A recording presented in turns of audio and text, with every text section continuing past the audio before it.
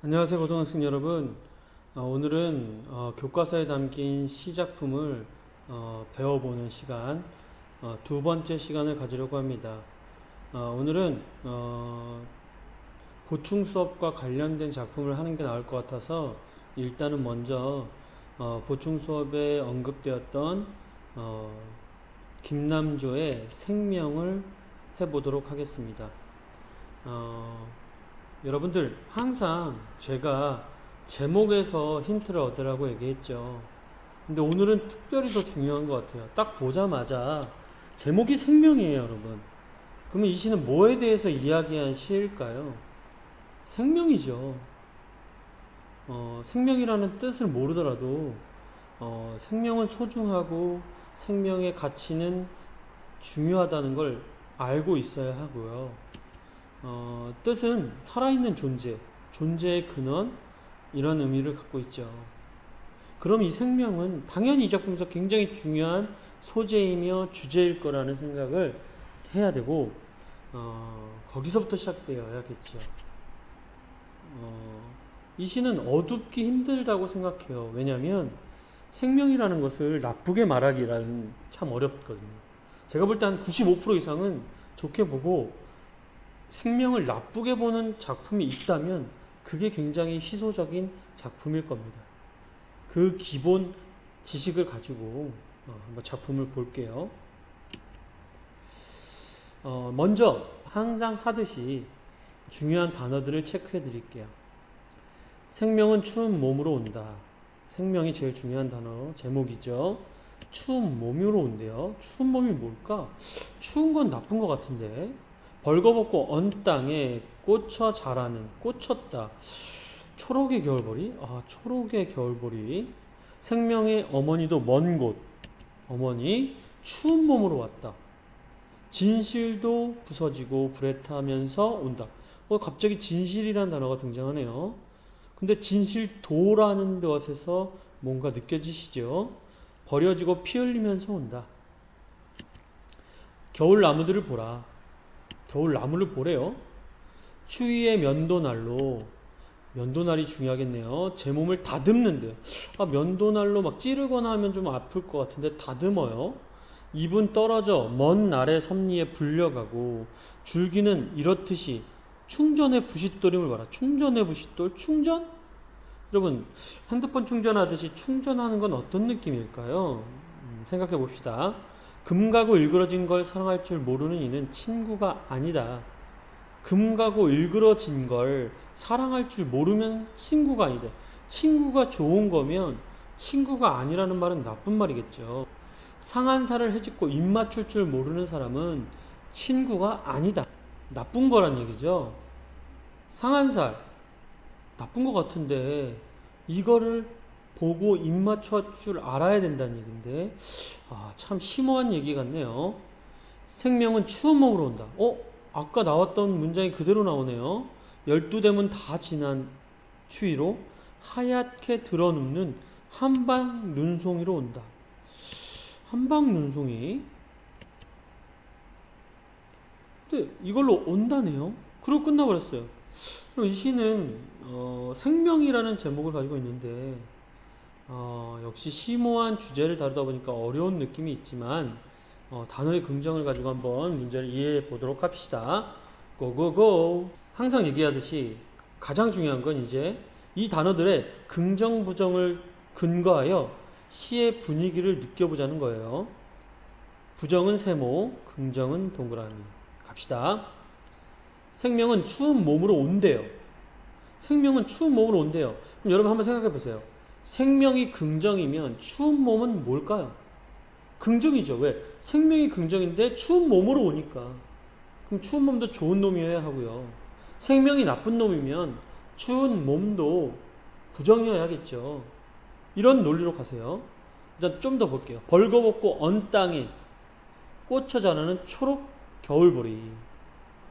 언 땅은 나쁜 뜻 같고요. 초록이니까 겨울보리는 긍정 같아요. 좀 더 봅시다. 그 한 연 정도는 봐줘야 긍정 부정의 힌트가 좀 나와요.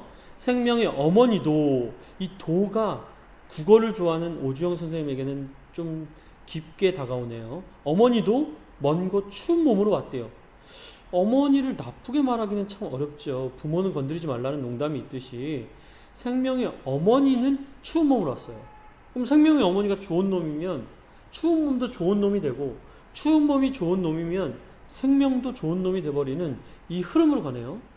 근데 내가 볼 때는 생명의 어머니도 추운 몸으로 왔다는 말로 이 어머니를 좋게 보게 되죠. 여기까지 가면 됩니다. 그리고 우리가 고민할 때 하나의 팁을 알려드리자면 생명이 제목이죠. 꼭 기억하세요. 제목의 90%는 긍정적인 의미로 사용됩니다. 여러분들 어떤 시의 제목을 정하려고 고민하고 고뇌했을 텐데 그 제목이 중요한 역할을 할 건 당연하고 좋은 의미인 건 당연할 수 있어요. 그래도 너무 단정 짓지 말되 중심 소재이며 핵심일 거다. 그리고 그 단어의 문장 안에 주제가 있을 수 있다 라고 생각한다면 이 답은 더 확실해지죠. 이 노하우를 가지고 이 작품을 보면 생명이 긍정 확률이 높으면 어머니도 긍정이 되는 거죠. 온다고 했으니까, 왔다고 했으니까. 언 땅은 나쁜 거겠죠. 추위와 고난을 의미하고요. 아까 말했지만 어머니가 왔다잖아요. 긍정이겠죠. 어머니는 뭘까요? 생명의 근원을 의미하는 거예요. 그러면 이 생명의 근원이 추운 몸으로 왔대잖아요. 추운 몸은 긍정이겠죠.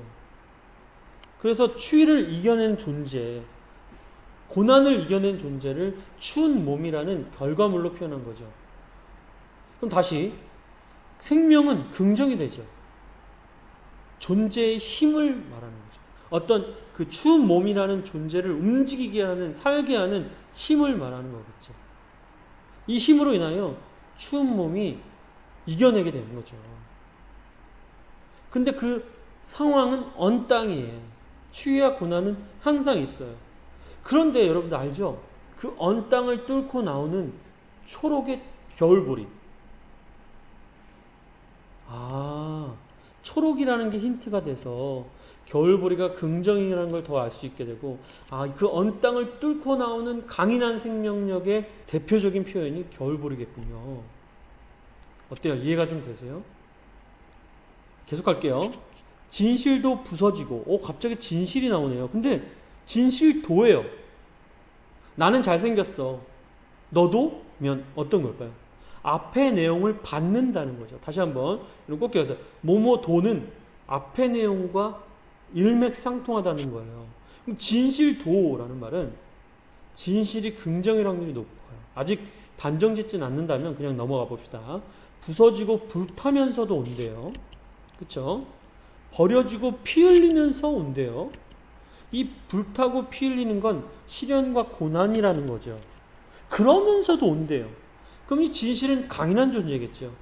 그리고 그 진실은 아까 도라는 단어에서 힌트를 얻었을 때 위에 있는 생명과 같은 의미로 긍정적인 생명의 진짜 모습이겠죠. 현실은 나쁜데 그 현실을 뚫고 나오는 생명을 찬양하고 좋게 바라보며 깨달음을 얻고 있다는 거. 그래서 이 사람이 겨울나무를 보라 라고 얘기하는 거예요. 겨울나무는 뭘까요? 겨울을 이겨낸 존재. 근데 이게 겨울이 어떤 겨울이냐면 면도날 같은 겨울이에요. 근데 보통은 이 면도날 같은 추위와 겨울을 나쁘게 생각하고 얘가 나에게 상처를 준다 이렇게 표현하겠지만 뒤에 좀 보세요. 제 몸을 다듬는다잖아요. 다듬는다. 다듬는다는 어떤 느낌일까요? 긍정적인 느낌이 있죠.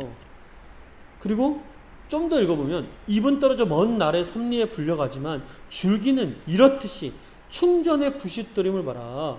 보라. 이 말투 한번 보세요. 얼마나 힘이 느껴집니까? 그리고 충전은 힘을 보충하다. 에너지를 채워가다. 이런 뜻이잖아요. 긍정이겠죠. 그러니까 이제 겨울나무는 긍정이라는 걸 알 수 있고 이 겨울이라는 추위를 이겨내고 있는 존재로서 긍정인 거죠. 이걸 보고 배우자.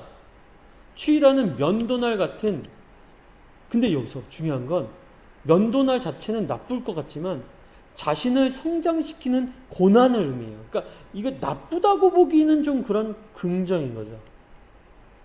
여러분들도 인생을 열심히 살아온 사람이라면 알 거예요. 고난이 나를 성장시키고 고난이 나를 무너뜨릴 줄 알았더니 나를 더 단단하게 만들어놨던 삶의 경험들이 있잖아요. 그렇게 이해하면 될 것 같아요. 그래서 줄기가 어땠냐면 제 생각은 이래요. 나무가 이게 흔들리면서 가지들끼리 막 부딪히는 모습들을 봤나 봐요. 겨울의 바람에 가지가 흔들리면서 가지들끼리 이렇게 부딪히는, 비비는 모습을 봤을 거예요. 여러분, 부싯돌이 뭐예요? 돌과 돌을 이렇게 부딪히면서 불을 내잖아요. 이 돌과 돌이 부딪히면서 불꽃이 튀는 이 모습이 마치 줄기들이 비비면서 불꽃을 튀는 듯한 생명력을 느꼈다고 깨달은 것 같아요. 그래서 아마 이 시인은 아마도 뿌듯하게 충전 부싯돌이라는 표현을 쓴 게 아닐까 생각됩니다.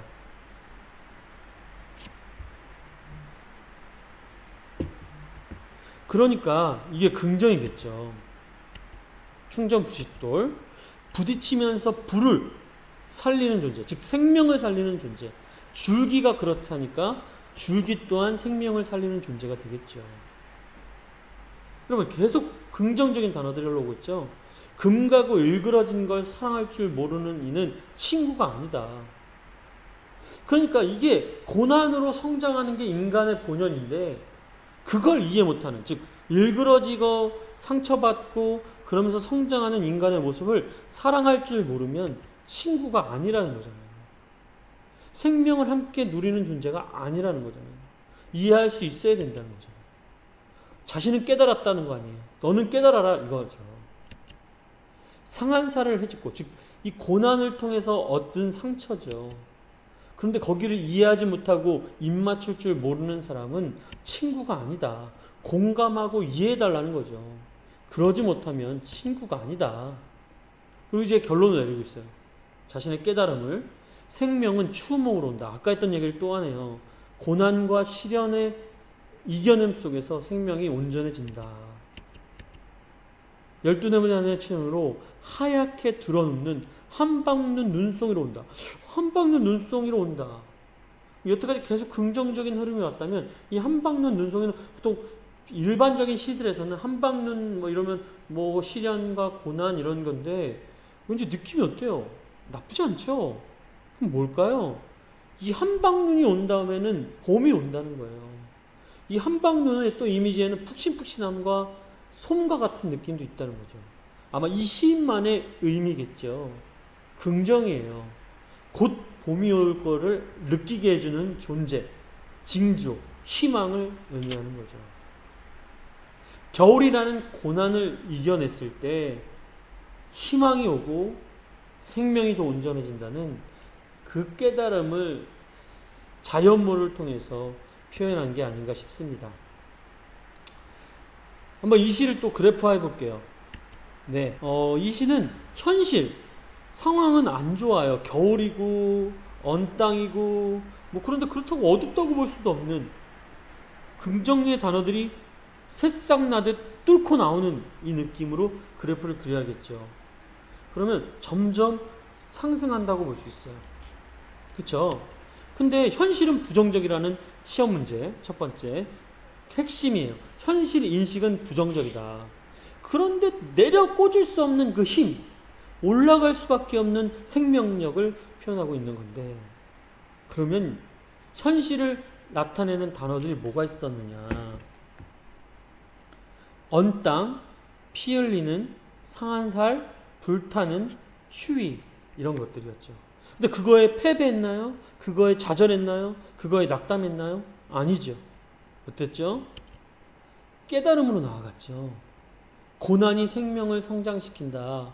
고난 후에 생명이 더 완전해진다라는 깨달음을 가지고 아주 힘있게 상승을 포기하지 않고 있죠. 그래서 아마 깨달음의 확신을 가진 그는 단정적이고 단호한 어조로 말을 했던 것 같습니다. 이렇게 간다면 여러분들 현실은 부정, 결론은 가치관은 깨달음은 긍정. 이렇게 간다면 시험 문제를 틀리기는 쉽지 않을 거라고 생각합니다. 이해되셨죠? 고고고. 이제 마지막으로 핵심 정리하고 마칠게요.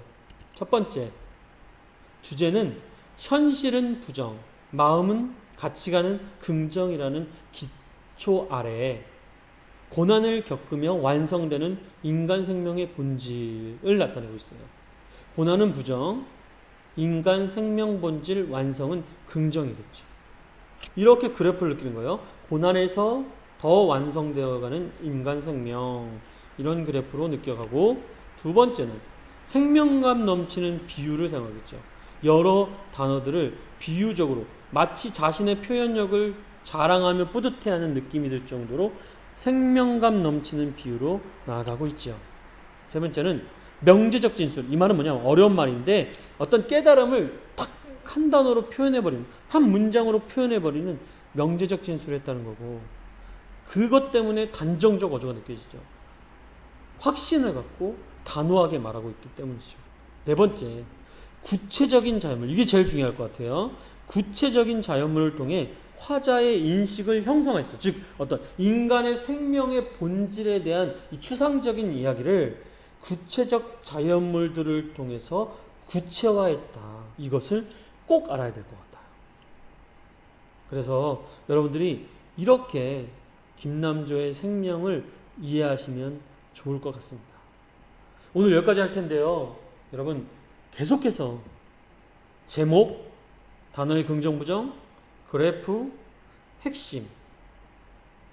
핵심이라는 것은 그 시험 문제에 나올 만한 어휘들이 배치되어 있다는 거예요. 그것들을 알아야 공부를 하는 것을 넘어 시험 문제를 풀 수 있다는 겁니다. 명제적 진술, 단정적 어조, 비유, 구체적 자연물, 인식의 형상화, 이런 모든 단어들을 알고 있어야 한다는 거예요. 아시겠죠? 여러분들 끝까지 포기하지 마시고 모르는 단어들은 구글이나 네이버에 검색하시면서 자기만의 노트, 자기만의 자습서를 만들어 가시면서 저를 계속 따라오시면 여러분들은 성공하실 겁니다. 끝까지 힘을 내시고 제가 여러분들을 위해 기도하며 파이팅을 외치겠습니다. 사랑합니다.